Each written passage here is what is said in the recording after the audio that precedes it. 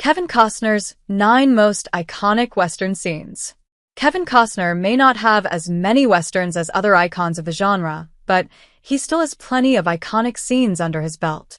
Kevin Costner's Western run began in earnest with 1985's Silverado, and after that he quickly became one of the biggest stars in the world. From 1987 to 1994, Costner had a miracle run of hits that included The Untouchables, Field of Dreams, JFK, and The Bodyguard. While he may not have the same quantity as the likes of John Wayne, Costner has also become a latter-day Western icon. From Dances with Wolves to his Horizon movie saga or even his neo-Western series Yellowstone, anytime Costner returns to the genre becomes an event. He also makes the kind of old-fashioned epics that harken back to Hollywood's golden age, though he injects a layer of reality and grit those more traditional, odor-slacked. Wyatt Earp, 1994. Holding off the Posse. History knows how the Tombstone vs. Wyatt Earp box office battle worked out, with the latter being a critical and commercial dud. In truth, Wyatt Earp is Costner's worst Western, but that's not to say it's without its merits. It offers an unvarnished look at the lawman's life, while also providing him with some mythic moments.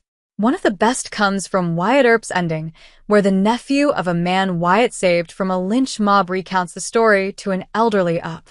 As the mob converged on Earp at his jail, Wyatt pulled his revolvers and challenged the crowd to come through him to take his prisoner. Upon reflection, they soon backed down. Open Range, 2003. Charley's Dark Past.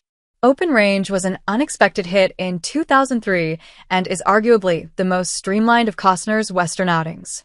This involves two freegrazers played by Robert Duvall and Costner who come into conflict with a ruthless cattle baron, which inevitably leads to a big shootout. In a key scene, Costner's Charley recounts his bloody past to Duvall's boss Spearman. Charley reveals he scored his first kill as a boy against a man threatening his mother, and then he joined the army. His talent for killing was quickly recognized, and he became part of a special squad. Charley speaks of his actions during the Civil War as if he were some kind of demon, and his past clearly haunts him. Dances with Wolves, 1990. Dunbar's Death Charge. Dances with Wolves was Costner's directorial debut, which was a commercial hit that also hoovered up Academy Awards. The introduction opens with a gory battle, where Costner's disillusioned Union soldier Dunbar tries to get himself killed charging Confederate lines. Not only does he survive through sheer dumb luck, but the rest of his men are so inspired by his actions they mount a counterattack. The shot of Dunbar throwing his arms up, waiting for a bullet, tells viewers all they need to know about the character, and that his spiritual rebirth later in the story is much needed. Horizon, an American Saga, Chapter 1, 2024, Hayes vs. Caleb. Horizon, an American Saga is Costner's biggest passion project, with the star-slash-director having developed the series since the 1980s. Chapter 1 wasn't the success Costner had hoped for, but he's still intent on completing his 4-film vision. He gives his character Hayes some great moments too, including an early showdown with the outlaw Caleb, Jamie Campbell Bower. The two men share a rather uncomfortable conversation as Hayes walks to a planned liaison with Marigold, Abby Lee. Unfortunately for Hayes, he's unaware Caleb and his family are hunting Marigold. Caleb's attempts to intimidate Hayes don't work, however, leading to a tense duel that only one of them walks away from. Let Him Go, 2020. George loses his fingers.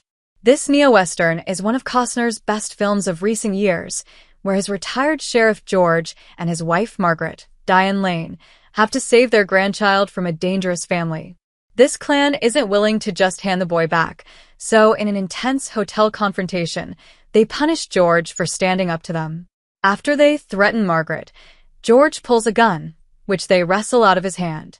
The demonic matriarch Blanche, Leslie Manville, then demands her sons chop the fingers off George's gun hand, which gets carried out with blunt efficiency. It's not overly gory, but this sequence kicks Let Him Go into even darker territory. Wyatt Earp, 1994. Walking Through Bullets. Tombstone did just about everything better than Wyatt Earp, from casting all the way to recreating famous historical moments. One thing Wyatt Earp does better than Tombstone is the death of Cowboys leader Curly Bill, where the real-life story goes that Earp walked unscathed through a hail of gunfire to gun the outlaw down.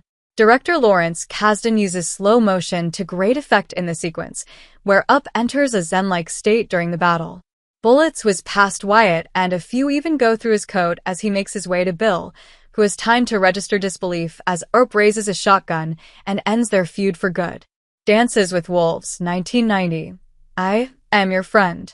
The ending of Dances with Wolves sees Dunbar leave the tribe that has adopted him into their culture, as having an army deserter among them with white settlers approaching puts them in danger.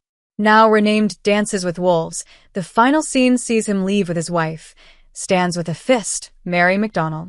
They receive some farewell gifts, with the most tear-jerking coming from Wind in his hair, Rodney A. Grant. Initially resentful of Dunbar's presence, the pair formed a friendship over time. As his pal departs, Wind with his hair stands atop a mountain and proclaims, "I am Wind in his hair. Do you see that I am your friend?" Open Range, 2003. The final shootout.